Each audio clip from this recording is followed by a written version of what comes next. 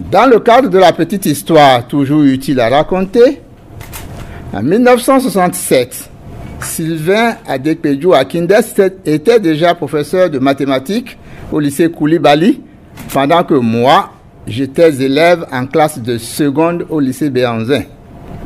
Un ver de terre ne pouvait pas être l'ami d'une étoile. En effet, le professeur Akindes était une étoile que j'admirais intensément, mais discrètement.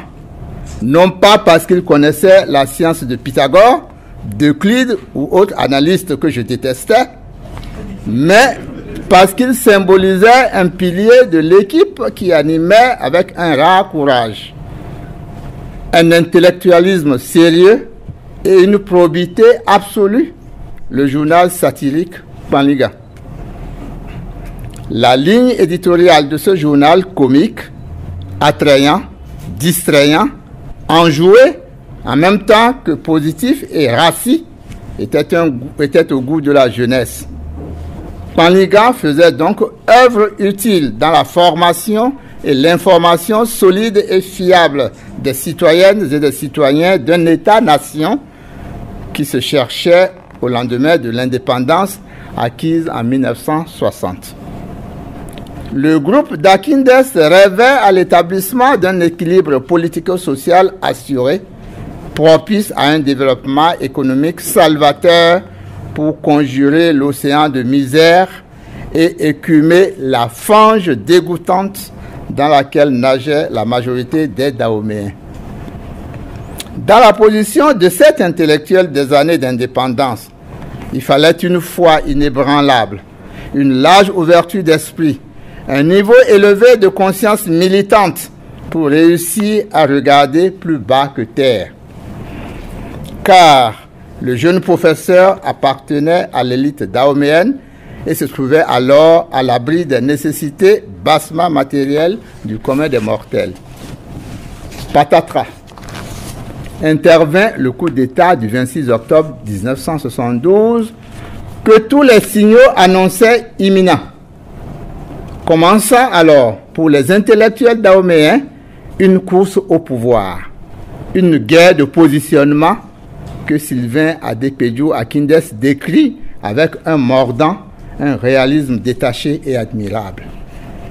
Mais la participation des cadres à une aventure politique confuse où, manifestement, les dés paraissaient piper dès le départ, les fit dégringoler de leur piédestal.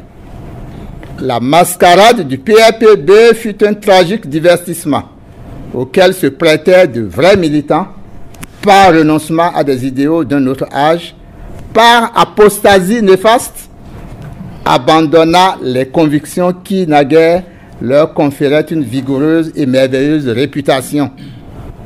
Les voilà maintenant s'épuisant en efforts inutiles pour justifier le revirement de leur foi, pendant qu'on leur reproche, à tort ou à raison, d'avoir pensé au confort d'une vie matérielle sans histoire, sans embarras politique, mais englués dans la fange de la pseudo-révolution. Malgré un jugement moral facile et sévère, porté sur une période, son environnement et ses acteurs, on ne peut s'empêcher de reconnaître que Sylvain Adekpéju Akindes est un vrai militant.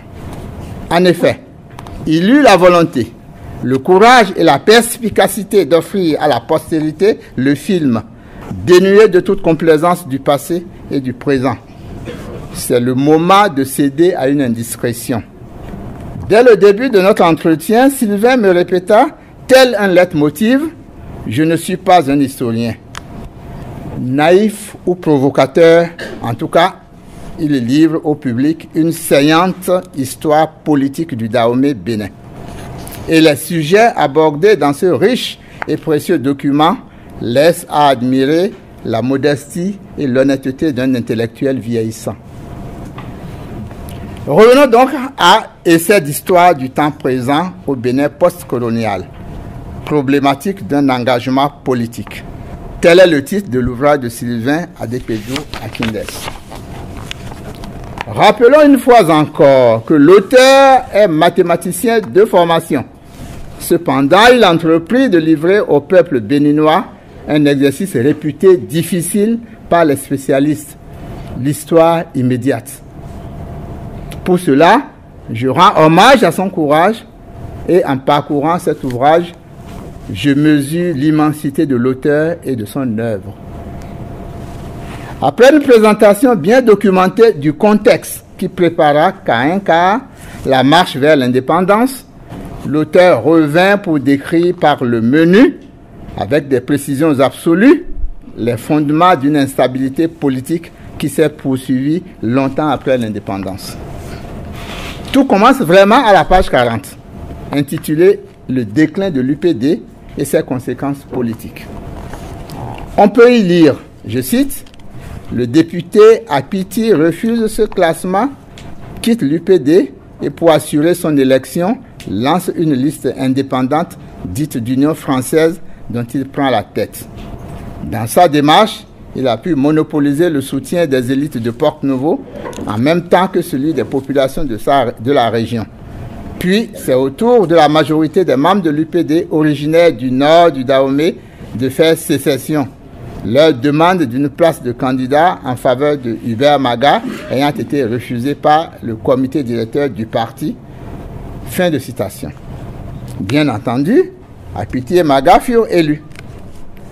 Poursuivant notre passionnante lecture, à la page 41, on découvre nouvelle citation. On a trop facilement et trop rapidement attribué le dérapage régionaliste à Maga, en se référant à la dénomination au départ de son groupement politique, JAND, groupement ethnique du Nord Dahomey, oubliant trop facilement le choix opéré avant lui par Apiti de se replier sur sa région, qui est la plus peuplée du Dahomey.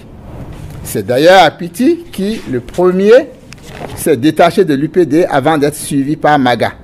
On s'étonne du silence observé sur ces faits par les écrits des historiens quand ils abordent la naissance et le développement du phénomène du régionalisme en politique au Dahomey et qu'ils l'attribuent à Maga. Fin de citation.